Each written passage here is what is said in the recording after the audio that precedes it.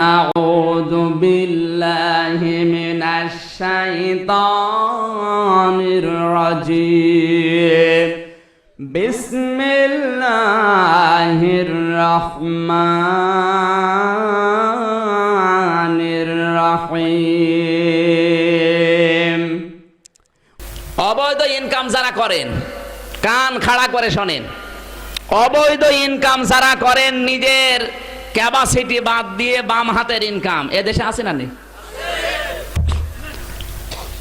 আজ ইউনিয়ন থেকে শুরু করে একেবারে সচিবালয় পর্যন্ত এমন কোন দিক আর বিভাগ নেই যেখানে ঘুষ নেই। না বেশি বলে ফেললাম? এই অবৈধ যারা বাম হাতের ইনকাম করছেন, কান খাড়া করে শোনেন। আপনি দুনিয়ায় আসার 50,000 বছর আগে কে কতটুকু পাবে তার কপালে আল্লাহ লিখে পাঠিয়েছে। আপনি 50 বছর হায়াত পাবেন, এর ভেতরে কি খাবেন কি খেতে পারবেন না সব কিন্তু লেখা আছে। এরপরেও যদি কেউ 2 নাম্বারি করে সম্পদ অর্জন করে, আল্লাহ বলেন পারবে পারবে না তা না, দেখবে চর্মচোখে সম্পদের পাহাড় হয়ে গেছে।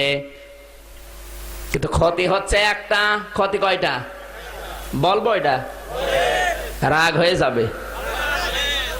কোরআনে কারিমে আমার আল্লাহ দলিল দিয়েছেন, ওয়ামান আ'রাদা আন যিকরি ফাইন্না লাহু মাঈশাতান দানকা ওয়া নাহশুরুহু ইয়াওমাল কিয়ামাতি আ'মা।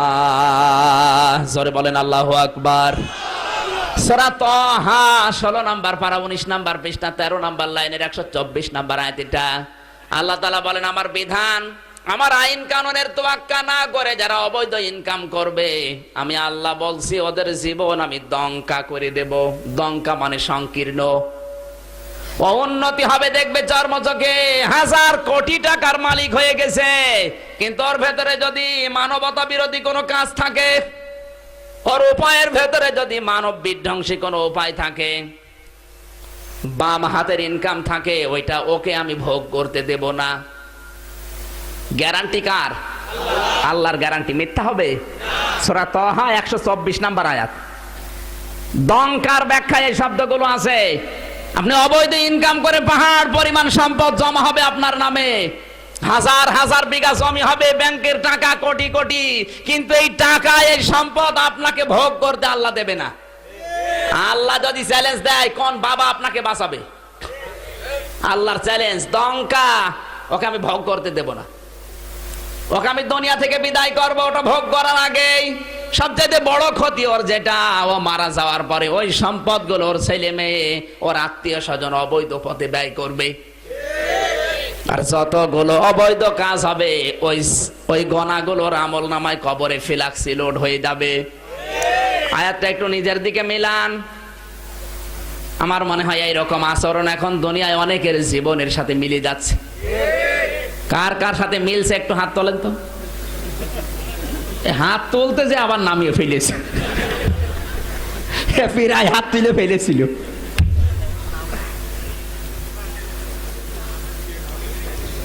কেউ বোঝেন নাই আয়াতটা, অথচ আমি আয়াতটা পড়ার পরে আমার মনে হচ্ছে আমি সহ এখানে হাজারো মানুষ যারা বসে আছি, এই অবৈধ টাকা অবৈধ ক্ষমতা ভোগ করার কোন সম্ভাবনা আমার নেই, কারণ হায়াত আমার অতদিন নেই।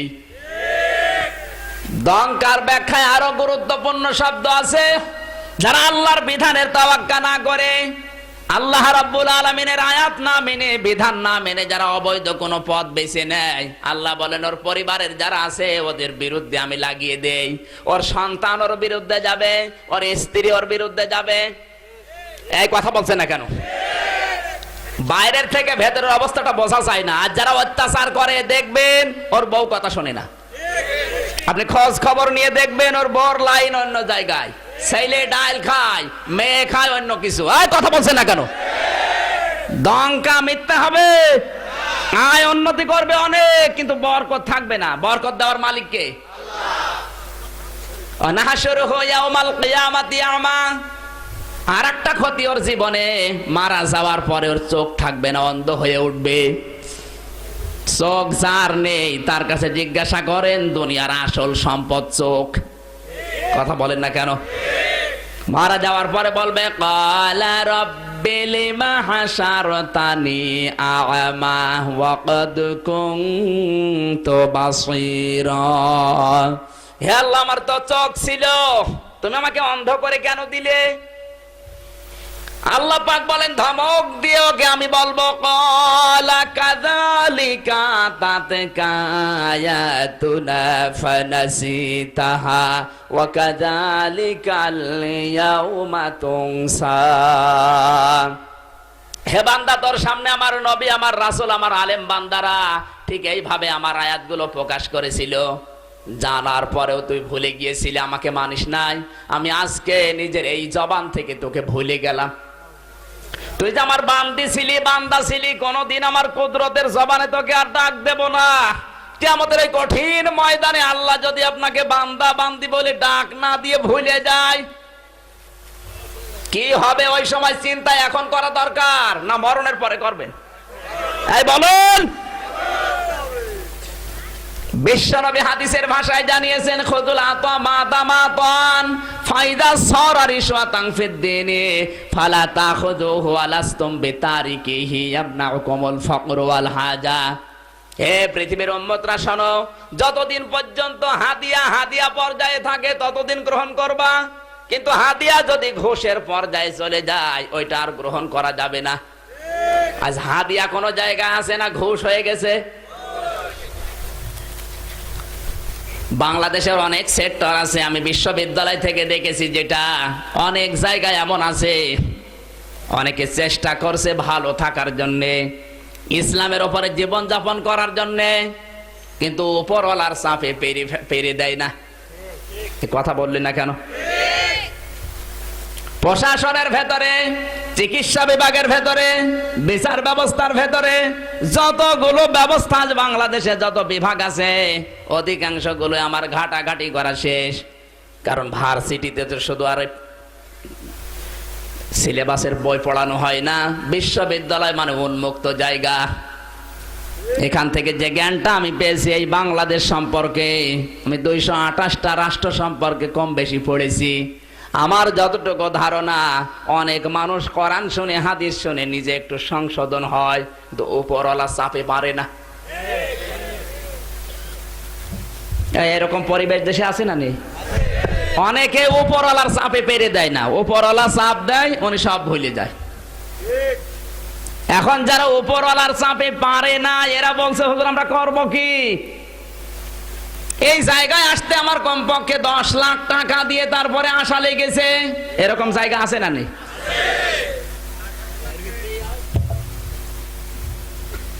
যে লোকটা উপর থেকে চাপ দিচ্ছে, উপরওয়ালা মানে মনে হয় আল্লাহ তাআলা।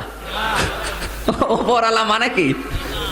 যারা দায়িত্বে আছে এই স্টেপ বাই স্টেপে, আমি থানার ওসি, এসপি সবগুলোকে পড়িয়েছি আগে। বাংলাদেশের প্রায় 8 জন ওসি আমার ছাত্র। এদের কাছ থেকে যেটা দেখেছি, চেষ্টা করলে অনেকে পেরে দেয় না। উপরওয়ালা এক টেলিফোনে উল্টাপাল্টা করে ফেলে। জীবনের ঝুঁকি নিয়ে এত কষ্ট করে হিরোইন ধরে নিয়ে আসে, উপরওয়ালা হ্যালো ছেড়ে দিতে বাধ্য।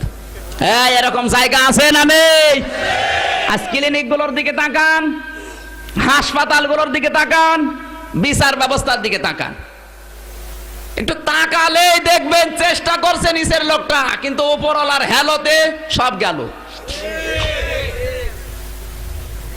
এই জন্য কিয়ামতের ময়দানে সবচাইতে বেশি শাস্তি হবে যারা উপরওয়ালা।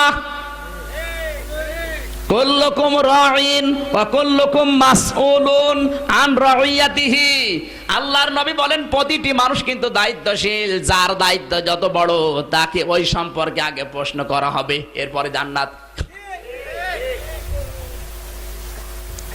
এই বাগমারা থানায় যিনি দায়িত্বে আছেন, যতগুলো কর্মচারী তার আন্ডারে কাজ করে, কিয়ামতের ময়দানে ওসি সাহেবকে আল্লাহ এতগুলো সেনা সম্পর্কে প্রশ্ন করবে, তারপরে তার জান্নাত। কথা বলছে না কেন? যে যত বড় দায়িত্ব নিয়ে বসে আছে, কিয়ামতের দিন তাকে অত বড় প্রশ্ন করা হবে। আমি আমির হামজা, আমারে আল্লাহ বলবে তোর স্ত্রী আর তোর ওই ছোট্ট 2.5 বছরের মেয়ে মাওয়া এদের সম্পর্কে বল, যদি জবাব দিতে পারি জান্নাত। আমার উপরে যারা আছে, একজন এমপি 2.5 লাখ থেকে 3 লাখ মানুষের দায়িত্ব নিয়েছে। এই 3 লক্ষ মানুষের জীবন সম্পর্কে তাকে তাদের অধিকার যদি নষ্ট হয় জবাব দেওয়া লাগবে, তারপরে জান্নাত। 16 কোটি মানুষের দায়িত্ব নিয়ে আছে প্রধানমন্ত্রী। কিয়ামতের দিন 16 কোটি মানুষ সম্পর্কে আল্লাহ তাকে প্রশ্ন করবে, তারপরে জান্নাত। এই কথা বলছেন না কেন? আপনি নিজেরটা মিশে মিলান, কতটুকু দায়িত্ব নিয়ে আপনি আছেন। ইসলাম বিরোধী যারা পৃথিবীতে যুগে যুগে বিদায় নিয়েছে, আব্রাহার চিন্তায় ছিল নিজে এই কাজটা না করলে আসল কাবা ভাঙা যাবে না। এজন্য নিজে নিজে আগুন লাগিয়ে সকালবেলা পত্রিকায় দিয়েছে, সংবাদ ছড়িয়েছে, আমার কাবা ভেঙেছে ওই কাবার মালিকরা। আমি ওই কাবা ধ্বংস না করলে আমার জানের স্বাদ মিটবে না, মনের স্বাদ মিটবে না। 60,000 পদাতিক বাহিনী হাতি নিয়ে, বিশাল বিশাল বাহিনী নিয়ে আসতেছে। মক্কা শরীফে প্রবেশ করে ওয়াদি মুহাসসার নামক জায়গায়, কাবা শরীফ থেকে মাত্র 3.5 কিলোমিটার একটু ফাঁকে।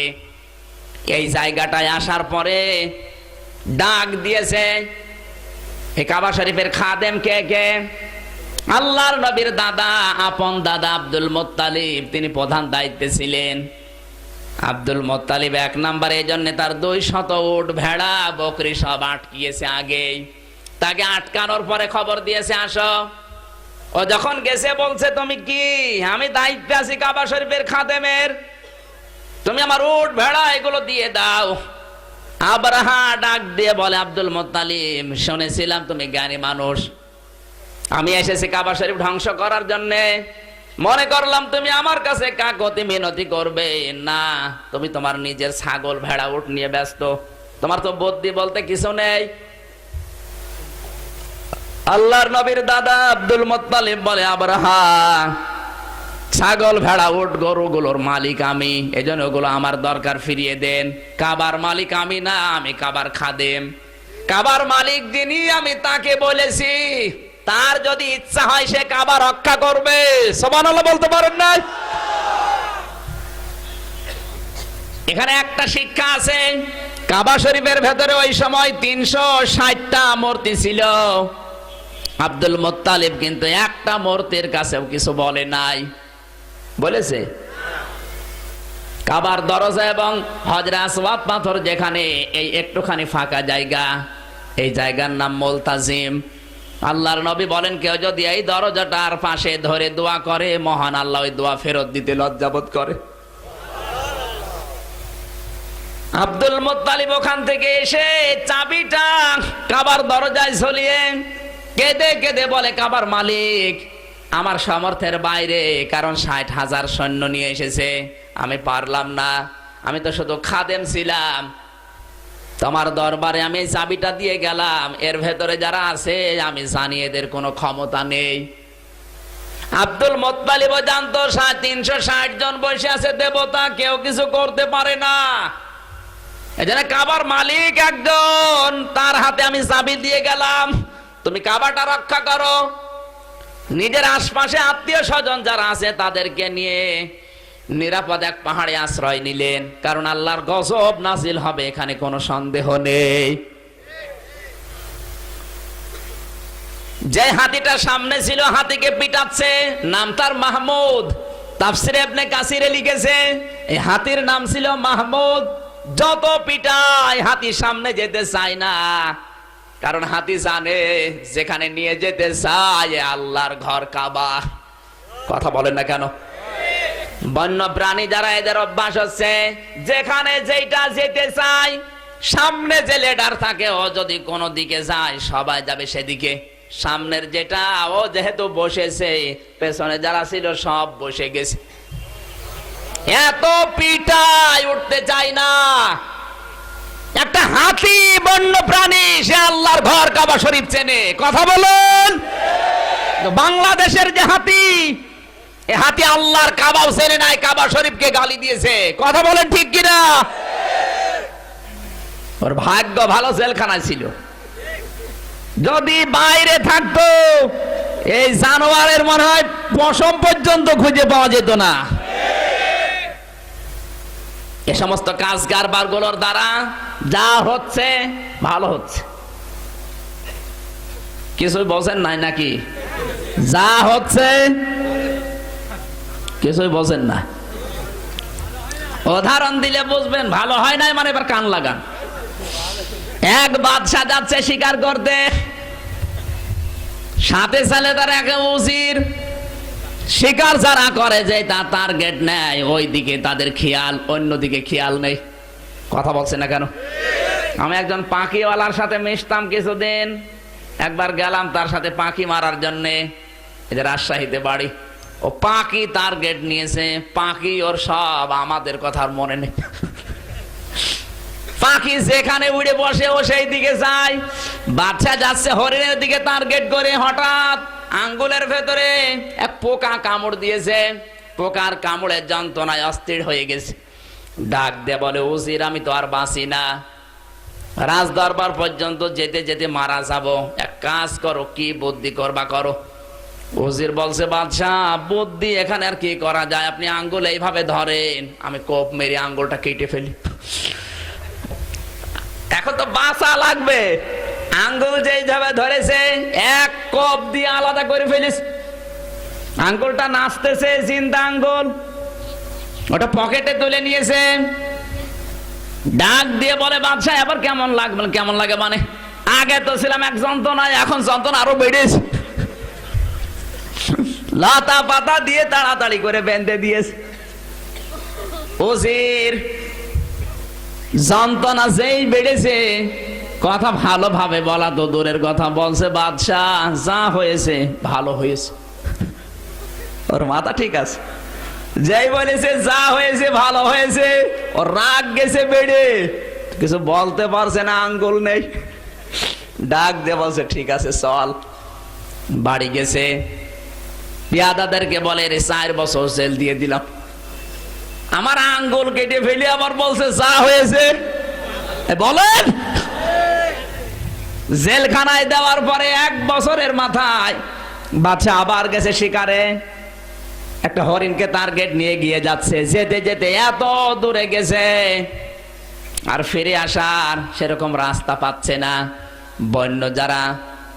বন্য মানুষ যারা ডাকাত গ্রেফতার করে নিয়ে গেছে ওদের এলাকায়, বন্য মানুষদের ইচ্ছা ছিল, ওদের ওই এলাকার কাজ ছিল, নতুন কোন মানুষ যদি কেউ পায় ওকে জবাই করে গোশত ভাগ করে খায়।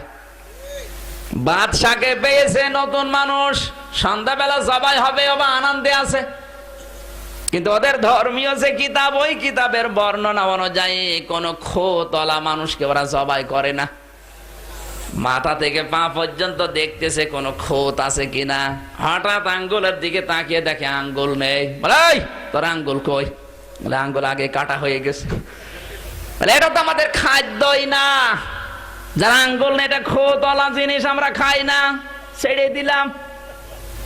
বাচ্চা আজও দৌড়, কাইলো দৌড়, রাজ দরবারে এসে বলছে, আমার উজিরকে বের করে নিয়ে আয়। কেন?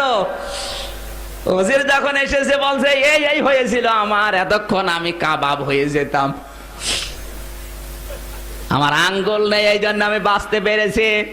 উজির বলছে, বাদশাহ এই জন্যই তো বলেছিলাম যা হয়েছে। বাদশাহ বলছে, উজির শোন, আমার নাই আঙ্গুল কাটা ছিল, এই জন্য বেঁচে গেছি, যা হয়েছে ভালো হয়েছে বুঝলাম, কিন্তু তোরে তো আমি বিনা কারণে 4 বছর জেল দিয়ে দিলাম, খালি হিংসার বশবর্তী হয়ে রাগ সহ্য করতে না পেরে তোরে জেলে দিলাম, এর ভেতরে উপকার কি? ওসির বলে, বাদশাহ এর ভেতরে উপকার আছে, আপনি যদি আমার জেলে না দিতেন অবশ্যই সঙ্গে করে নিয়ে যেতেন, আর সঙ্গে করে নিয়ে গেলে আপনাকে তো ওরা ছেড়ে দিত, কারণ আপনার আঙ্গুল নেই, আমি কাবাব হয়ে যেতাম। আপনি আমাকে ছেড়ে রেখে জেলখানায় রেখেছিলেন, এই জন্য আমি বেঁচে আছি, এই জন্য যা হয়েছে। এক কথা বলুন, যে কয়জন যাচ্ছে আফসোস করার দরকার নেই, যা হচ্ছে ভালো হচ্ছে, কারণ এর মাধ্যমে বাংলাদেশে ইসলাম বিরোধী কারা প্রমাণ হয়ে গেছে।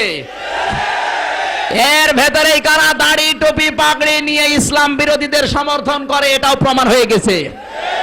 সাথে সাথে এটাও প্রমাণ হচ্ছে কোরআনে কারিমের জন্য কারা যান বাজি রেখে ময়দানে জীবন দিচ্ছে। কথা বলুন।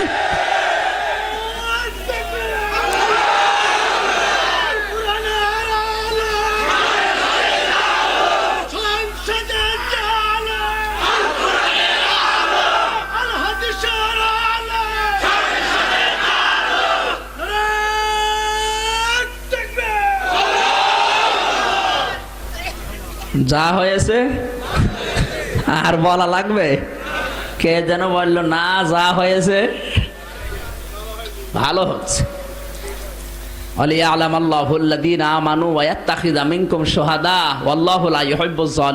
সূরা আলে ইমরান 140 নম্বর আয়াত, 4 নম্বর পারা, 6 নম্বর পৃষ্ঠা, 15 নম্বর লাইনে আছে।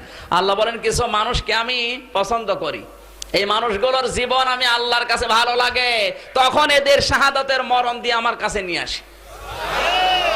তো যুবক মানুষ চলে যাচ্ছে আর অনেক শয়তান চামড়া জড়ো হয়ে যায়, আজরাইল দেখে না ওরে। কথা বলুন। ওর মরণ আছে, ও মরবে না। জীবনটা আল্লাহর কাছে যাওয়ার জন্য আল্লাহর পছন্দ হওয়া লাগবে। আমার ভাইরা, আল্লাহ রাব্বুল আলামিন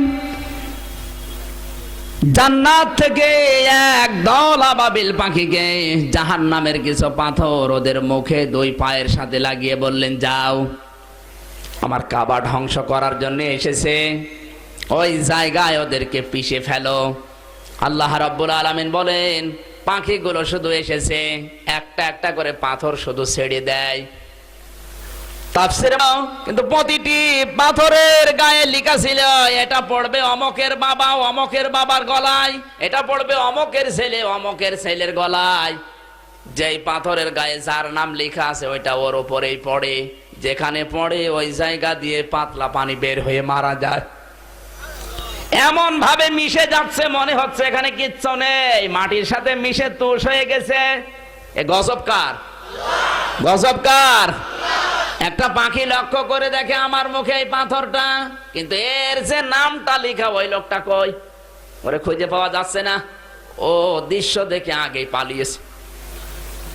পাখি ওকে দেখছে দৌড়াচ্ছে, ওর পেছনে ধাওয়া করতে করতে যে দেখে এক গাড়িতে এক ঘরের ভেতরে প্রবেশ করছে, পালাচ্ছে। ওই ঘরের বারান্দায় পাথরটা মুখ থেকে ছেড়েছে, ওখানেই মারা গেছে। আমার আল্লাহর গজব যদি একবার চলে আসে, ঘরে পালিয়েও কোল পাওয়া যাবে না। নবীজিকে আল্লাহ রাব্বুল আলামিন শুধু আয়াতটা তেলাওয়াত করে শোনানোর উদ্দেশ্য না, আবু জাহল, আবু জেহেল, আবু লাহাব, উতবা, সাইবাকে আল্লাহ স্মরণ করাচ্ছেন। হে কাফেরের গোষ্ঠী, নবীজি দুনিয়ায় আসার 50 দিন আগে এই ঘটনা আমি তোদের পূর্বপুরুষদের সাথে ঘটিয়েছি। বেশি বাড়াবাড়ি যদি করো তোমাদেরকে আমি আল্লাহ ছাড়বো না। কথা বলেন। 50 দিন আগের ঘটনা এই। তোমরা কাবা শরীফের দোহাই দিয়ে ইনকাম করে খাও, কাবার মতো আল্লি সেজে বসে আছো, হাজার হাজার লক্ষ লক্ষ রিয়াল এখান থেকে উপায় হচ্ছে তোমাদের। সাবধান হয়ে যাও, আমি যে নবীকে পাঠিয়েছি এ কাবার মালিক আমি, আমার নবী পাঠালাম, তার প্রতি বিশ্বাস না করে, তার আনিত কিতাব না মেনে মন মতো জীবন চালাবে, আমি আল্লাহ আব্রাহার সাথে যা করেছি ঠিক ওই কায়দায় ওইটাই তোমাদের সাথে করব। আলাম ইয়াজআল কায়দাহুম ফি তাদলিল। আমার আল্লাহ বলেন, হে নবী আপনি কি দেখেননি ওদের ষড়যন্ত্রগুলো আল্লাহ কিভাবে নস্যাৎ করে দিয়েছিলেন? এই আয়াতের তাফসিরে মুনিরে মুফাসসির লিখেছেন, এই কান লাগান, এখানে শিক্ষা আছে। আল্লাহ রাব্বুল আলামিন বলেন, বিশ্ব নবী মুহাম্মদুর রাসূলুল্লাহ সাল্লাল্লাহু আলাইহি সাল্লাম জেলখানায় বন্দী হয়েছে মাত্র কিছুদিন হয়েছে। জেলখানা থেকে ওরা ছেড়েছে, যেই দিন ছেড়ে দিয়েছে তার পরের দিন এই আয়াতগুলো আল্লাহ নাজিল করে নবীকে সান্ত্বনা দিচ্ছেন। জেলখানায় যখন ছিল, আল্লাহ রাব্বুল আলামিনের এই নবী জেলখানায় পড়ে আছে অন্ধপ্রকোষ্ঠে, শুধু একা না, 53 জন সঙ্গী সাথী নিয়ে, 42 জন পুরুষ আর 11 জন মহিলা। এই 53 জন নিয়ে শিয়াবে আবি তালিব, যে কাবা শরীফের একটু ওই পাশে বিশ্ব নবীর ঘরের ওই সাইডে, ওটা এখনো পর্যন্ত মার্ক করা আছে। জাবালে আবু কবাইসের পেছনে একটা পাহাড় 3 জায়গা দিয়ে ঘেরা, ওইটা ছিল সৌদি আরবের ওই সময় কেন্দ্রীয় জেলখানা, কারাগার। পৃথিবীর ময়দানে প্রত্যেকটা দেশের যেহেতু একটা করে আইন বানানোর জায়গা থাকে, নাম তার সংসদ ভবন। নাম কি? আরো জোরে বলেন। ভারতের সংসদের নাম হচ্ছে লোকসভা, আমেরিকার সংসদ ভবনের নাম হচ্ছে হোয়াইট হাউস, বাংলাদেশে সংসদ ভবনের নাম সংসদ ভবন। আবু জেহেল যেহেতু রাষ্ট্র ক্ষমতায় আছে, ওর একটা সংসদ ভবন ছিল, নাম কি? দারুন নদওয়া। এই বৈঠকে সিদ্ধান্ত নিয়ে তড়ি ঘড়ি করে, বিচার ব্যবস্থার তোয়াক্কা না করে তড়ি ঘড়ি করে আল্লাহর নবীকেও জেলখানায় দিয়েছে 53 জন সাথী সহ। কান লাগিয়ে বাস্তবতার সাথে মিলান। যদি কারো জীবনের সাথে মিলে যায়, এ আয়াতের দোষ, আমার দোষ, এ আয়াতের দোষ। সাধারণ আইনের তোয়াক্কা না করে তড়ি ঘড়ি করে একটা আইন পাশ করে ফেলেছে। আমার আল্লাহ কোরআনে কারিমে আয়াতটা তার ওই 3টা অপশন সহ আইনটাকে কোরআনে কোট করে দিলেন। কারণ আবু জেহেল হয়তো আর 20 বছর পরে থাকবে না, আবু লাহাব 20 বছর পরে থাকবে না, কিন্তু আবু লাহাবের রক্ত দিয়ে দুনিয়ায় যারা তৈরি হবে, কিয়ামত পর্যন্ত তার নাতি পুতিরা থাকবে। তারাও ঠিক এই কায়দায় আবু জেহেলের এই 3টা অপশন রাখবে। ওয়াইযি ইয়ামকুরু বিকাল্লাযিনা কাফারু লিয়ুসবিতুকা আও ইয়াকতুলুকা আও ইউখরিজুকা ওয়া ইয়ামকুরুনা ওয়া ইয়ামকুরুল্লাহ ওয়াল্লাহু খায়রুল মাকিরিন। জোরে বলেন আল্লাহু আকবার।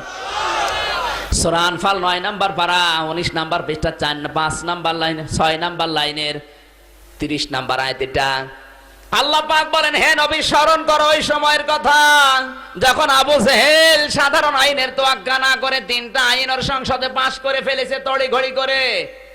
ওরা 3টা আইনের ভেতরে 3টা অপশন রেখেছে।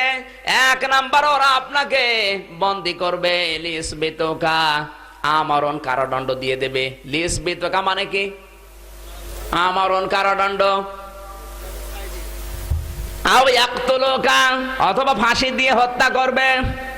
আও ইউখরিজুকা, অথবা আপনাকে দেশ থেকে ওরা তাড়িয়ে দেবে, আপনার নাগরিকত্ব বাতিল করে দেবে। আবু জেহেল 3টা কাজ করবে, আল্লাহ একটাও করবে না। বলেন ওয়ায়ামকুরুল্লাহ, আমার আল্লাহ বলেন আমি ওদের ষড়যন্ত্রের বিরুদ্ধে মোকাবেলার জন্য লেগে গেলাম। আমি আল্লাহ কি কি কৌশল লাগবে, আপনাকে বাঁচানোর জন্য কি কি কৌশল অবলম্বন করা লাগবে, আমি আল্লাহ নিজে ওই কৌশলগুলো অবলম্বন করলাম। আল্লাহু খায়রুল মাকিরিন, আল্লাহ সব চাইতে বড় কৌশলী। জোরে বলেন আল্লাহু আকবার। আল্লাহর চাইতে বড় কৌশল আছে দুনিয়ায় কারো? ওরা 50 বছর পরে কি করবে, 50 ঘন্টা পরে কি সিদ্ধান্ত নেবে, ওটা আমি আল্লাহ আগেই জেনে ফেলেছি। আমার রাসূল এর বিরুদ্ধে কি করা লাগবে, সেই ষড়যন্ত্র, সেই কৌশল আমি আল্লাহ নিজেই 50 বছর আগেই রেডি করে রাখি। নবীজি জেলখানায় আছেন, তড়ি ঘড়ি করে 3টা আইন পাশ করে 1 নম্বরে তাকে জেলখানায় দিয়ে আবু জেহেল মানুষকে জানিয়েছে মুহাম্মদকে শাস্তি দেওয়া জাতীয় দাবি। কি দাবি বলেন? যুগে যুগে যারা আবু জেহেলের চিন্তা নিয়ে রাষ্ট্র চালাবে, এরাও কিন্তু কোরআনের প্রচার যারা করবে, প্রসার যারা করবে, তাদেরকে ঠিক তড়ি ঘড়ি করে এইভাবে আটকিয়ে বলবে জাতীয় দাবি। আপনি একটা একটা করে খাপে খাপে মিলাবেন, মিলে যাবে, নাই হাদিস বাদ দিয়ে দেব, এই আয়াত বাদ থাকবে। জাতীয় দাবি বলে প্রচার করছে, মানুষ স্তব্ধ হয়ে গেছে। তাই তো জাতীয় দাবি, তো আল্লাহর নবী জেলখানায় আছেন, খাওয়া দাওয়া বন্ধ করে দিয়েছে। কেউ যদি কিছু নিয়ে যেতে চায় তাকে পর্যন্ত জেলখানায় ঢুকিয়ে দেয়। আজ পৃথিবীতে অনেক রাষ্ট্র এমন আছে, কোরআনওয়ালাদের সাথে আবু জেহেল যারা, তারাই আচরণ করে। এদের খোঁজ খবর নেওয়া দূরের কথা, দেখতে যাওয়া দূরের কথা, যারা যাবে তাদেরও ভিতরে ঢুকিয়ে দেয়। আমার আল্লাহ বলেন ওয়ায়াম করুনা ওয়ায়াম করুল্লাহ, আমার যে চক্রান্ত, আমার যে কৌশল, কি এটা? এবার কান লাগান। আবু জেহেলের প্রধান উপদেষ্টা নাম তার হিশাম ইবনে আমর। নাম কি? বয়স 82 বছর। 4 দিন ওর ঘুম আসে না। কয়দিন? চেহারা ফ্যাকাশে হয়ে যাচ্ছে। 4 দিন যখন ঘুম আসে না, স্ত্রীর কাছে বলছে, দেখো আমার ঘুম আসার না আসার কারণ আছে। কি কারণ? মোহাম্মদকে আমরা ভালো মানুষ বলে প্রচার করেছি, আমরাও জানি। ওর সাথে যে 53 জন মানুষকে আমরা আটকিয়েছি, প্রত্যেকটার চরিত্রই তো ভালো। আবু বকরের মতো মানুষ হয় না, হযরতে ওসমান, তালহা, জুবাইরের মতো মানুষ হয় না, কিন্তু তাদেরকে আমরা আটকে রেখেছি। মাঝে মাঝে আমার ব্রেনের ভেতরে কে যেন চিন্তা ঢুকিয়ে দেয়। এই চিন্তা মনে হয় লা তো জামানাত দিচ্ছে। কে? আল্লাহ বলেন আমার ষড়যন্ত্র পুরা ভিন্ন। আবু জেহেলের প্রধান উপদেষ্টা নাম হচ্ছে হিশাম ইবনে, বলেন। স্ত্রীর কাছে যখন বলেছে, স্ত্রী বলে চুপ করো, তুমি এই কথা আর উচ্চারণ করবা না, কারণ আবু জেহেল যদি তোমার এই কথা জানতে পারে তোমাকে বাদ দিয়ে দেবে। হিশাম ইবনে আমর বলে বাদ দিয়ে দেয় দিক, আমি তো নিজেই বাঁচি না, তুমি একা কি করবে? আমি একা না, আমার এই মনের কথাগুলো আমি একজনকে জানাবো। ওই রাতে শীতের সময় লাঠি ভর দিয়ে বুড়া মানুষ কাঁপতে কাঁপতে গেছে, যার কাছে গেছে তার নাম জুহাইর ইবনে আবু উমাইয়া। ও ছিল আবু জেহেলের এমন মানুষ, যখন যা বলেছে ওই লোকটা তাই করেছে। যদি বলে আমাকে খুন করা লাগবে, খুন করে ফেলিস। এরকম দেশে কিছু মানুষ পাওয়া যায় না, পাওয়া যায় না? বলেন না কেন? এই জুহাইর ইবনে আবু উমাইয়া ছিল ওই রকম লোক। ওকে দিয়ে যে কত হত্যা করিয়েছে শুধু আবু জেহেল জানে আর ও জানে। গোপন হত্যার জন্য ওকে ব্যবহার করা হতো। লাঠি ভর দিয়ে দিয়ে ওই দেশে এমনিতেই দিনের বেলা গরম আর রাতের বেলা শীত, ঠোক ঠোক করতে করতেছে, ওর দরজায় কড়া নেড়েছে।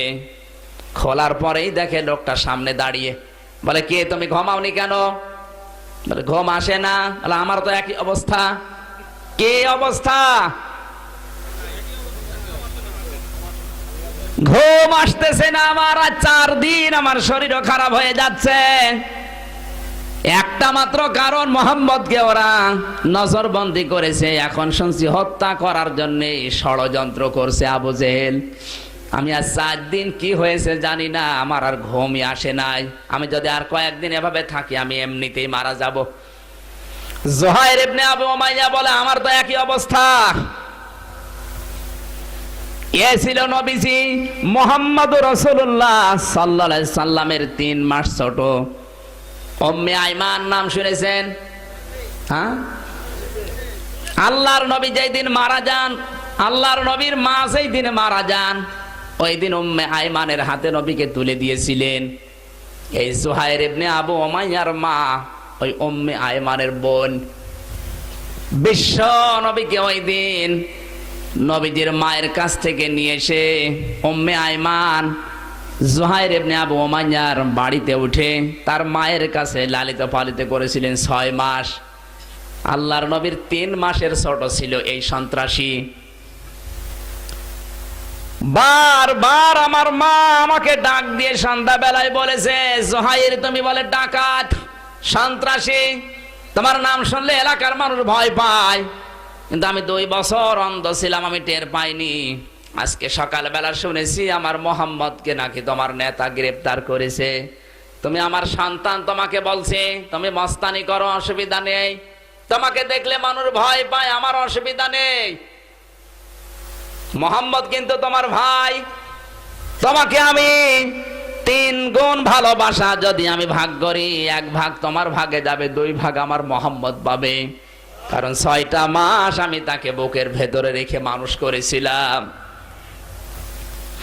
তোমাকে আমি শেষ পর্যায়ে একটা কথা বলি, তুমি যদি মোহাম্মদ রাসূলুল্লাহকে মুক্ত করে জেলখানা থেকে নিয়ে এসে আমার সামনে না নিয়ে আসতে পারো, আমি মা হয়ে বলছি, আমি যদি মারা যাই আমার মুখ তুমি দেখবে না। জোহায়ের বলে, নেতা আপনি এসেছেন, আমার একই অবস্থা, আমার মা আমাকে ওসিয়ত দিয়েছে আমাকে নিয়ে যাওয়াই লাগবে। বলে আমরা দুইজনে হবে না, চলো আর একজনের কাছে যাই। দুইজন মিলে রাতের বেলা গেছে। মতঈম ইবনে আদি আর এক সন্ত্রাসী, আবু জাহেলের টাকা কামাই করা মেশিন। এরকম অনেক নেতা বাংলাদেশে আছে, কিছু সন্ত্রাসী পালন করে। এই কথা বলছে না কেন? নিজে কোনো অন্যায় অ্যাক্টিভ না, কোনো অপরাধে অ্যাক্টিভ না, এগুলো দিয়ে চালায় টাকা কামাই করা মেশিন। রাজশাহী নেই, সব কুষ্টিয়ায় আছে। এই লোকটার নাম ছিল মতঈম ইবনে আদি। ওর ঘরের কড়া নাড়ানোর পরেও বেরিয়ে এসেছে, ডাক দিয়ে বলে, কি এত রাতে দুইজন বড় বড় মহান মানুষ? বলে আমরা এমনি আসি নাই, ঘুম আসে না আমাদের। কিসের কারণে? মোহাম্মদকে গ্রেফতার করে জেলখানায় দিয়েছে, আমরা জানি যে সে ভালো মানুষ, এখন শুনছি তাকে মেরে ফেলবে। তুমি বলো কি করা যায়? মতঈম বলে, আমার অবস্থা একই, তোমরা দুইজন এসেছো আর সারা দিন আমার তিনটা ঘটনা ঘটে গেছে। এই মোহাম্মদকে বন্দী করার 15 দিন আগে আমার যে সন্তানটা এখন দেখতে পাও, 3 বছর 15 দিন বয়স, এই 3 বছর মোহাম্মদকে আমরা আটকিয়ে রেখেছি জেলখানায়। এই সন্তানটা হওয়ার 15 দিন পরে মোহাম্মদ এসেছিল আমার বাড়িতে। ওর মুখ থেকে মুখের লালা আমার এই সন্তানের মুখে দিয়েছিল। ওই দিন থেকে আমার সন্তানের মুখ দিয়ে আতরের ঘ্রাণ বের হয়। ওর ওই যে মুখ দিয়ে যে থুতু আসে, ওইটা যদি কেউ পানিতে গলিয়ে কোন রোগের নিয়ত করে খায়, ভালো হয়ে যায়। এতগুলো কথা বলতেছে আর চোখ দিয়ে পানি ঝরছে, এত বড় সন্ত্রাসীর। 2 নম্বরের বিষয়, আমার বউ আমাকে আজকে জানিয়েছে, আমার এই ছেলেটা মাঝে মাঝে যে কথাগুলো বলে প্রায় কথাই সত্য হয়, কারণ জন্মের 5 মাসের ভেতরে আমার সন্তানটা কথা বলা আরম্ভ করেছে।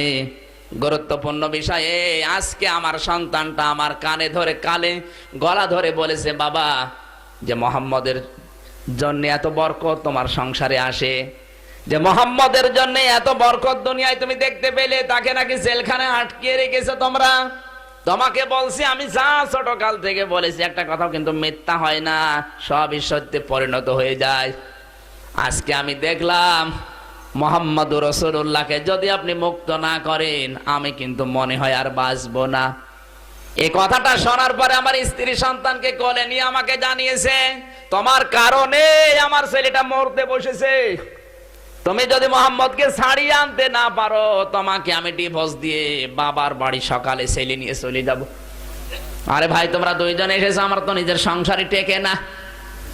এদিকে আমার ছেলে মারা যেতে বসেছে, আর এদিকে আমার বউ বিদায় নিতে বসেছে, আমার সংসার ঠেকাতে হবে।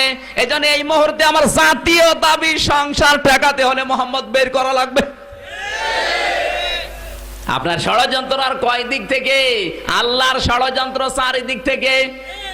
ইন্না বাতশা রাব্বিকা লাশাদীদ ইন্নাহু হুয়া ইয়াবদিউ ওয়া ইউঈদ।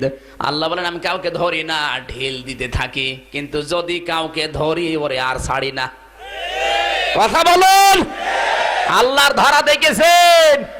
ফেরাউনকে ধরেছিল, চুবিয়ে মেরেছে। আপনাকে ধরার জন্য ফেরাউনের মতো পানিও লাগবে না, শুধু পেটের ভেতরে যা দেন ওইটাকে বলবে একটু নরম হবে না, আর বেরও হবে না, পেটের ভেতরে মারা যাবেন। এখানে যা আমরা গিলতেছি, যা পেটের ভেতরে দিচ্ছি, যা বিভিন্ন জায়গায় দেওয়া হচ্ছে, আন্দাজ করে দেওয়া দরকার তল দিয়ে বের হবে কিনা। অনেকে আন্দাজে আটি গেলে, আমের আটি, রাজশাহী আমের আটি যদি কেউ আন্দাজে গেলে পেছনের মাপ না বুঝে, ওর খবর আছে না? চিড়িয়াখানায় এক স্বামী আর স্ত্রী গেছে, একটা কলা হাতে করে দাঁড়িয়ে আছে। বানর কলাটা নিয়েছে, মুখে না দিয়ে দিয়েছে পেছনে। স্ত্রী বলছে, আমার স্বামী আমারে দিলে, আমি না খেয়ে দিলাম বানরকে, আর মুখে দেবে না দিয়ে পেছনে দিলে হয়তো বিয়াদব বানর, এর মালিকও বিয়াদব। কোথায় এই মালিক? মালিক এসে বলছে আপা চিল্লাবেন না, আপনাদের মতো আগে কয়েকদিন আগে কয়েকটা লোক এসেছিল, ওরা আমার বানরকে একটা আম দিয়েছে, রাজশাহীর ন্যাংরা আম। ও আমটা নিয়ে আমার বানর একবারেই মুখে দিয়েছে, তো পেটের ভেতর থেকে আর বের হয় না। এত কষ্ট পাচ্ছে আমার বানর, 3 দিন খাওয়া দাওয়া বন্ধ। শেষ পর্যন্ত রাজশাহী লক্ষ্মীপুরে নিয়ে ওর পেছনে সিঁড়ে আম বের করি, ওই আটি। এরপর থেকে আমার বানরকে যারা কিছু দেয়, ও আগে মুখে দেওয়ার আগে পেছনে দিয়ে দেখে যে বের হবে কিনা। হাসির খোরাকি দেয়নি। যা করছেন, যতটুকু করছেন হিসাব করে করা দরকার, যে আটি আবার বের হবে কিনা। অনেকে আন্দাজে হাউমাউ করে খেয়ে ফেলে, বের হওয়ার চিন্তা নেই। 3 জন মিলে বলে দেখো আমাদের সংসার টেকাতে হলে এখন এই করা লাগবে। 3 জনে হবে না, চলো আমরা আরেকজনের কাছে যাই। যার কাছে যাচ্ছে ওর নাম মুখতার ইবনে হিশাম, ও ছিল আবু জেহেলের বডিগার্ড, খালাতো ভাই। 1 মাস ধরে অসুস্থ পড়ে আছে। 3 জন যে এই ঘরে যায় ধাক্কা দিয়েছে। কে? আমরা 3 জন, নাম বলেছে, বেরিয়ে এসেছে। কে এত রাতে ঘুমাওনি কেন? বলে ঘুম আসে না। আজ 1 মাস অসুস্থ, কোন ঔষধে কাজ হয় না, নেতার কাছে যেতেও পারি না, আমার চাকরিও যায়। কিন্তু আমার মা আজকে উটনির কিছু দুধ আর মধু এটা আমার হাতে দিয়ে বলে দেখো টাকা পয়সা তো খরচ করলাম কম না, এক কাজ করো, মোহাম্মদ যেই কালেমার দাওয়াত দেয় কালেমা পড়ে মধুটা খাও। পড়তে মন চাচ্ছিল না, তারপরও পড়ে মধুটা খেয়েছি। 1 ফোঁট মধু ভেতরে যেতে দেরি, আমার অসুখ ভালো হতে দেরি হয়নি। 1 মাস আমি ঘুমাতে পারিনি। আজকে যখন মধু খাওয়ার পরে মোহাম্মদের কলেমায় কাজ হয়েছে, আনন্দে আমার ঘুম আসে না। তাহলে কি করতে চাও? করবো আর কি, মোহাম্মদকে মুক্ত করা লাগবে। যার কলেমায় আমি ভালো হয়ে গেছি, গ্রহণ করে নিলে আমার দুনিয়া ভালো হয়ে যাবে। ঠিক আছে চলো, 4 জন মিলে হবে না, আর একজনকে লাগবে। ওরা 4 জন মিলে গেছে। যেই লোকটার কাছে, তার নাম ছিল জাইমা ইবনে আসওয়াদ। জাইমা ইবনে আসওয়াদ ইবনে আব্দুল মুত্তালিব। এই লোকটা ছিল মুরব্বি, কিন্তু ঠান্ডা মাথার খনি। ঠান্ডা মাথার খনি বাংলাদেশে আছে না নেই? ইসলামের বিপক্ষে বুদ্ধি দিত, বুড়া খুনে, কিন্তু বুদ্ধি বের করতো সব। এই লোকটার পরিচয় হচ্ছে জাইমা।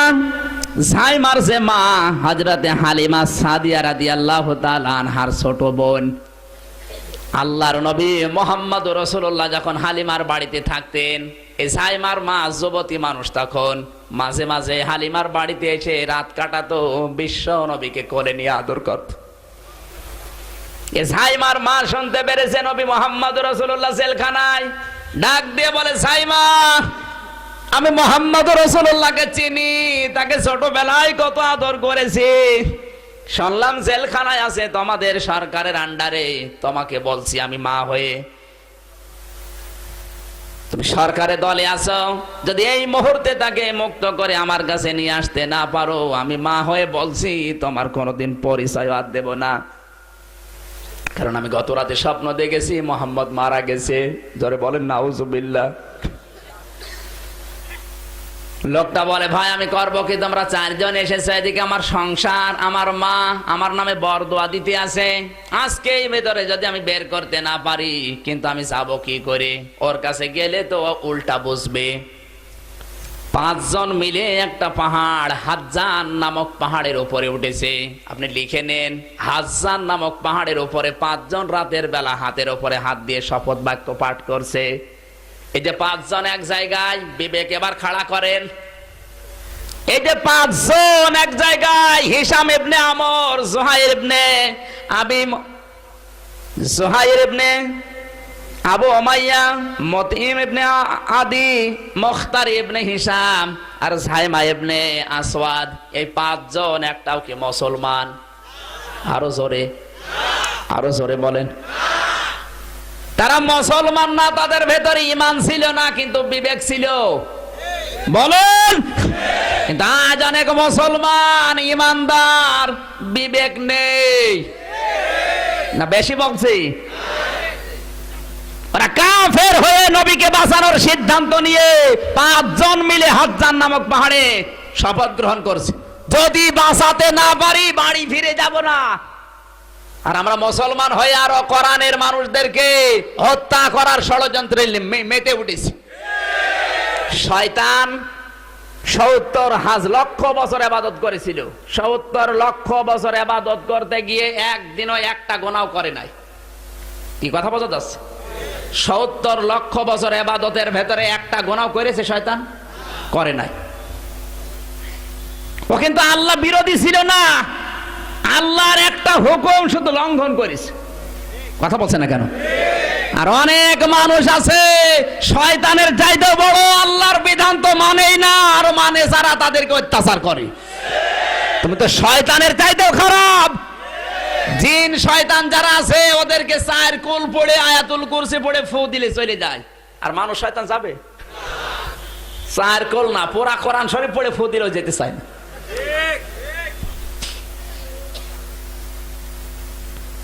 5 জন মিলে সিদ্ধান্ত নিচ্ছে তুমি আগে কথা বলবে, এরপরে আমি তোমার কথায় সায় দেব। রাতের বেলায় গেছে আবু জেহেলের বাড়িতে, ডাক দিয়ে বলেন তা দরজা খোলেন। 5 জন মন্ত্রীর উপদেষ্টা মিলে এসেছে। আই পাগল রা এত রাতে কি, ঘর খোলেন, ভেতরে চলেন। প্রথমে আসওয়াদ, জাইমা ইবনে আসওয়াদ কথা তুলেছে, নেতা আবু জেহেল, আপনি যে মোহাম্মদ রাসূলুল্লাহকে জেলখানায় রেখেছেন 53 জন সঙ্গী সাথী সহ, কারণ কি? আবু জেহেল বলে পাগল, এর কারণ বোঝো না, তোমার মন্ত্রী থেকে বাদ দিয়ে দেব। বলে কারণটাকে বলেন। কারণ হচ্ছে এই, যে কালিমার দাওয়াতটা দেয় ওটা যদি মেনে নেয় আমাদের বানানো নিয়ম নীতিগুলো আর চলবে না। আবু জেহেল ভালোভাবে জানতো এটা সত্য নবী। কথা বলুন। কিন্তু মানে নাই একটা কারণে, কারণ এই কথা যদি আমি মেনে নেই, আমি যে আইনগুলো বানিয়েছি এই আইনগুলো চলবে না, এই জন্য মানে নাই। আজ পৃথিবীতে যারা কাফের এরা জানে আলেমরা যে কথা বলে মিথ্যা না, নবীদের ওয়ারিস যারা এটা মিথ্যা কথা বলে না, কিন্তু এগুলো মেনে নিলে আমরা যা বানিয়েছি এগুলো চলবে না, এই জন্যই বিরোধিতা, অন্য কোনো কারণ নেই। কথা শোনার পর পরেই জুহাইর ইবনে আবি উমাইয়া ডাক দিয়ে বলছে নেতা কোন কারণে বন্দী করে রেখেছেন তো বুঝলাম, কিন্তু ছেড়ে দেবেন কিনা? বলে তুমি কি পাগল হয়ে গেছে? ছেড়ে দিলে ওর যে সমর্থন ছিল আরো বেড়ে গেছে দেশের ভেতরে। আগে ছিল 10 গুণ, এখন হয়েছে 90 গুণ। এখন ছেড়ে দিলে লোক সবার পেছনে যাবে, আমাদের হাড় গোটি আলাদা করে ফেলবে। বলে হাড় থাকে থাক, না থাকে না থাক, এই যে তরবারি যদি চাবি না দাও এখানে তোমাকে দিয়ে শুরু করব।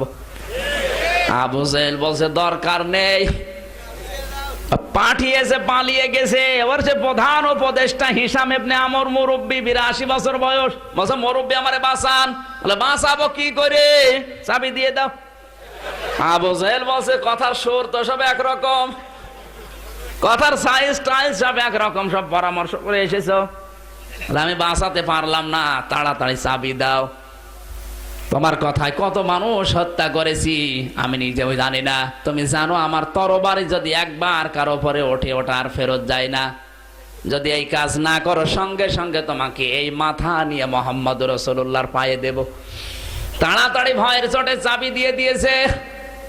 চাবিটা নিয়ে 5 জন চিৎকার করতে করতে দৌড়াচ্ছে জেলখানার দিকে। বিশ্ব নবীকে আজ মুক্ত করা হবে। মক্কার বৃদ্ধ লোকেরা লাঠি ভর দিয়ে দৌড়াচ্ছে। মক্কার মেয়েরা যারা দুধ পান করত, ছোট ছোট বাচ্চারা, মা ডাক দিয়ে বলে বাচ্চা দুধ পান পরে করবি, আগে মোহাম্মদ রাসূলুল্লাহর মুক্তি হবে, চলে মুক্তির মিছিলে শামিল হয়। আমার ভাইরা এখান থেকে শিক্ষা বের হয় এটাই, আপনি মস্তানি করবেন, দল করবেন, কোনো অসুবিধা নেই। ঈমান আপনার না থাকে না থাক, বিবেক তো আছে। নিরপরাধ কোন মানুষের উপর অত্যাচার হলে আপনার বিবেকটা অন্তত কাজে লাগান।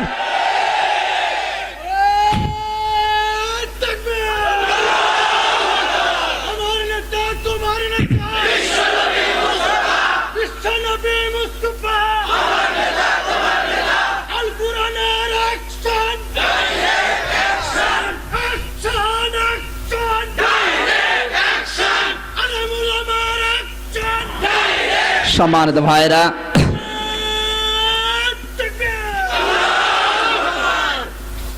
হিশাম ইবনে আমর তার স্ত্রীর কথা, সম্মানিত মা বোন যারা এসেছেন, আপনি কোন দল করেন ওটা আমার দেখার দরকার নেই। স্ত্রী হিসাবে আপনার দায়িত্ব, আপনার স্বামী যদি কোনো দলে থাকে তাকে বলেন নিরপরাধ মানুষের, মজলুম মানুষের পাশে দাঁড়াতে। একজন কাফেরের স্ত্রী হয়ে স্বামীকে পাঠিয়ে দিচ্ছে, আর মানে মুসলমানের স্ত্রী হয়েও নিজের স্বামীকে একটু উদ্বুদ্ধ করতে পারেন না। জুহাইর ইবনে উমাইয়া আবু উমাইয়ার সন্তান, তার নাম ছিল জবরা ইবনে মুতিম।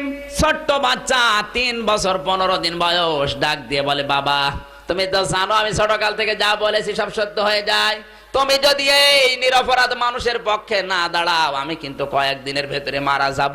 তোমাকে বাবা বলে আর কেউ ডাকবে না। ছোট্ট ছোট মাসুম বাচ্চা যারা আছেন, ছোট ছেলে হোক মেয়ে হোক, আপনার উচিত আপনার বাবা, আপনার বড় ভাই, যারা কোনো দায়িত্বশীল, এই মানুষগুলোকে জবরার মতো এই ওসিয়তটা করা যায়, বাবা আপনি দলে আছেন, নিরপরাধ মানুষের পেছনে দাঁড়ান। কথা বলেন না কেন? স্ত্রী যারা আছেন, স্ত্রী হিসাবে আপনার দায়িত্ব এই।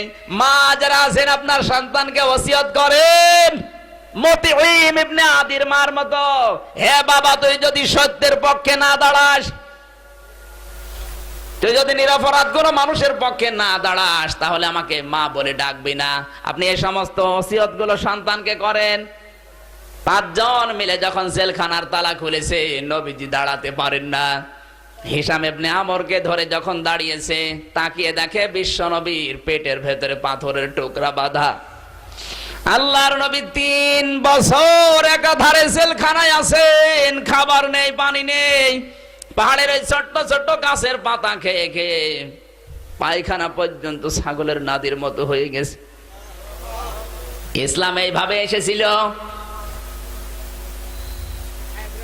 বিশ্ব নবী মুহাম্মদুর রাসূলুল্লাহকে মুক্ত করে ডাক দিয়ে বললেন, ইয়া মুহাম্মদ সাল্লাল্লাহু আলাইহি সাল্লাম, ইন্নাকা আতিকুন মিন আইয়ি হাযা মিন ইয়াউমিন হাযা, তোমাকে আজকে থেকে আমরা মুক্ত করার জন্য এসেছিলাম, জেলখানায় আর থাকা লাগবে না, মুক্ত করে দিলাম।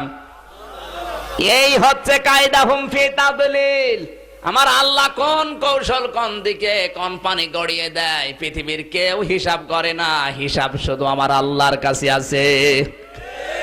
কাবা শরীফে এখন যারা যান, লক্ষ্য করে দেখবেন এই আবাবিল পাখিগুলো এখন এই সাক্ষ্য বহন করছে। তাহাজ্জুদের সময় যারা নামাজ পড়তে যান, কিসির মিসির করে।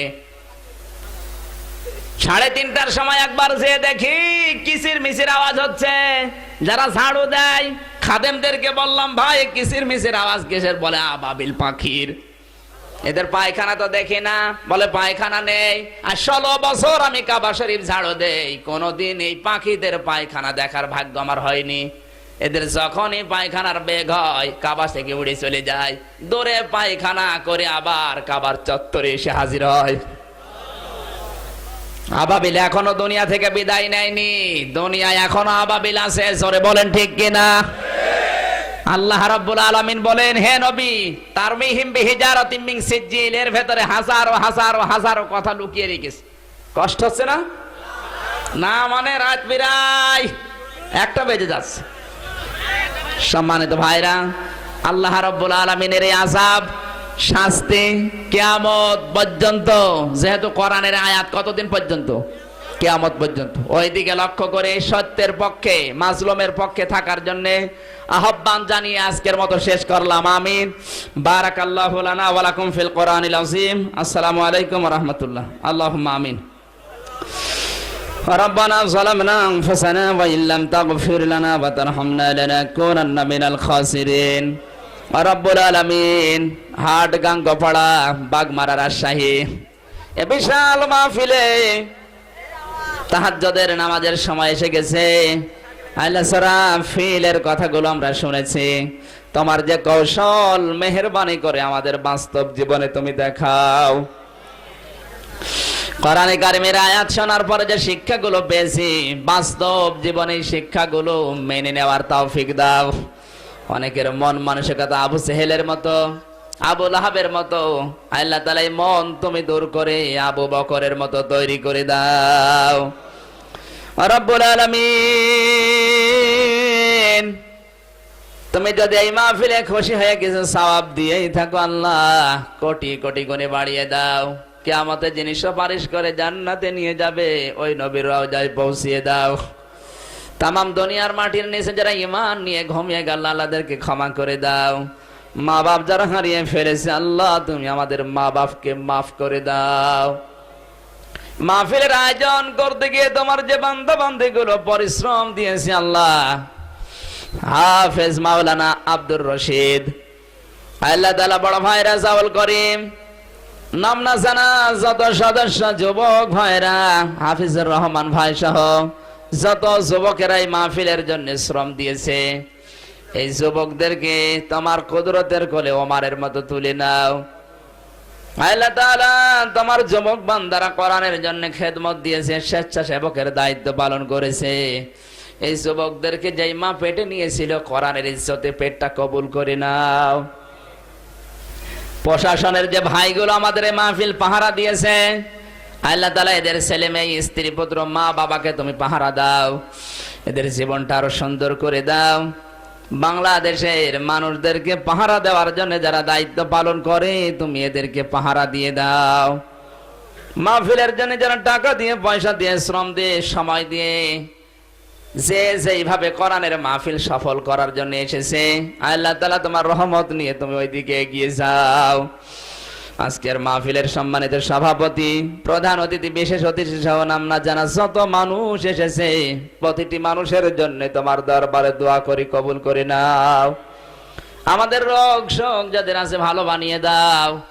ডাক্তারকে টাকা না দিয়ে, কবিরাজকে টাকা না দিয়ে, এই টাকাগুলো তোমার দিনের জন্য খরচ করার তৌফিক দাও। ছেলে মেয়ে যাদের লেখাপড়া করেছে, আল্লাহ মেহেরবানি করে মেধা স্মৃতি করে দাও। পর্দার আড়ালে মা বোনেরা আসে, আল্লাহ তাআলা এদেরকে জুহাইর ইবনে আবি উমাইয়ার মায়ের মতো ভূমিকা পালন করার তৌফিক দাও। ছোট্ট ছোট্ট মাসুম বাচ্চার যারা আছে, জোবরার মতো দায়িত্ব পালন করার তৌফিক দাও। রব্বুল আলামিন, স্ত্রী যারা আছে, হিশাম ইবনে আমরের স্ত্রীর মতো কোরআনে কারিমের পক্ষে অ্যাক্টিভ হওয়ার সুযোগ করে দাও। মা বোনদের সংসারে শান্তি দাও। ছেলে মেয়ে যাদের দিয়েছ, চোখের শীতলতাকারী বানিয়ে দাও। এই মাহফিলটা আগামীতে কোরআনের জন্য বিশাল আকারে মঞ্জুর করে নাও। রব্বুল আলামিন, তোমার কৌশল আলাদা, কি দেখাবে আমরা জানি না। সূরা ফিল আমরা এমনি পড়ি নাই, আলাম ইয়াজআল কায়দাহুম ফি তাদলিল আমরা দেখতে চাই। রব্বুল আলামিন, মুসলমানদের ঈমানের পরীক্ষায় তুমি মেহেরবানি করে সাহায্য পাঠাও। কাশ্মীরের মুসলমানদের বাঁচাও, মায়ানমারের রোহিঙ্গাদের মুসলমানদেরকে তুমি রক্ষা করো আল্লাহ। সর্বোপরি বাংলাদেশের মুসলমানদেরকে তুমি বাঁচাও। আমাদেরকে পানি দিয়ে মারো, রোগ দিয়ে মারো, জলোচ্ছ্বাস দিয়ে মারো। রব্বুল আলামিন, তুমি কাফের মুশরিকদের হাতে আমাদের মার খাওয়িও না। রব্বুল আলামিন, আমরা আর কত মার খাবো আল্লাহ। আমাদের ঈমানটা তুমি মজবুত বানিয়ে দাও। সূরা ফিলের বাস্তব নমুনা আমরা দেখতে চাই। আল্লাহ তাআলা যা ছিল শব্দ বলতে পারলাম না, এর বাস্তব যে শিক্ষাটা তুমি দিতে চেয়েছো, শিক্ষা তুমি বাংলাদেশে দিয়ে দাও। আলহামদুলিল্লাহি রাব্বিল আলামিন। রব্বুল আলামিন, তোমার যে বান্দাগুলো শ্রম দিয়ে পরিশ্রম দিয়ে এ বিশাল আয়োজনে সমর্থন জানিয়েছে, বড় ভাই জাকিরুল ইসলাম শান্ত অনেক খেদমত করেছে এই মাহফিলের জন্য, আল্লাহ তোমার এই গোলামকে তুমি ইসলামের জন্য কবুল করে নাও। আল্লাহ তাআলা রেজাউল ভাই সহ, আব্দুর রশিদ ভাই সহ নাম না জানা যারা সারাদিন সারা রাত পরিশ্রম করেছে এই প্রোগ্রামে, কোরআনের জন্য এদেরকে তুমি বরকত দান করো, এদের জীবনটা তুমি সহজ সরল করে দাও। আমরা এই নিয়তে হাত নামাচ্ছি, সূরা ফিলের বাস্তব নমুনা আমরা দেখতে চাই। আলহামদুলিল্লাহি রাব্বিল আলামিন। হক লা ইলাহা ইল্লাল্লাহ মুহাম্মাদুর রাসূলুল্লাহ। দিন দুনিয়ার মালিক তুমি, দিন দুনিয়ার ও গো পরওয়ার, ও গো পরওয়ার। দিন দুনিয়ার মালিক তুমি, দিন দুনিয়ার ও গো পরওয়ার, ও গো পরওয়ার, ও গো পরওয়ার, ও গো পরওয়ার। ঝড় বাদল গাছ গাছালি কান্দে যারে যার, কাষ্ঠ যদি ভেঙে যায় রে হবে কি তাহার। ঝড় বাদল গাছ গাছালি কান্দে যারে যার, কাষ্ঠ যদি ভেঙে যায় রে হবে কি তাহার। শুকনো মাটিতে পড়ে হবে, শুকনো মাটিতে পড়ে হবে জ্বালানির আহার। ও গো পরওয়ার, ও গো পরওয়ার, দিন দুনিয়ার মালিক তুমি, দিন দুনিয়ার ও গো পরওয়ার, ও গো পরওয়ার, ও গো পরওয়ার, ও গো পরওয়ার। রোগ ব্যাধিতে মানুষগুলো কান্দে যারে যার, তবু দিনের তরি ভাষাইল যে সুখ হবে তাহার। রোগ ব্যাধিতে মানুষরে কান্দে যারে যার, তবু দিনের পথে চলে যে জন জান্নাতি তাহার। ভুল পথেতে চললে তুমি, ভুল পথেতে চললে তুমি জাহান্নামের আহার। ও গো পরওয়ার, ও গো পরওয়ার, দিন দুনিয়ার মালিক তুমি, দিন দুনিয়ার ও গো পরওয়ার, ও গো পরওয়ার, ও গো পরওয়ার, ও গো পরওয়ার, দিন দুনিয়ার মালিক তুমি, দিন দুনিয়ার ও গো পরওয়ার, ও গো পরওয়ার, ও গো পরওয়ার, ও গো পরওয়ার, ও গো পরওয়ার, ও গো পরওয়ার।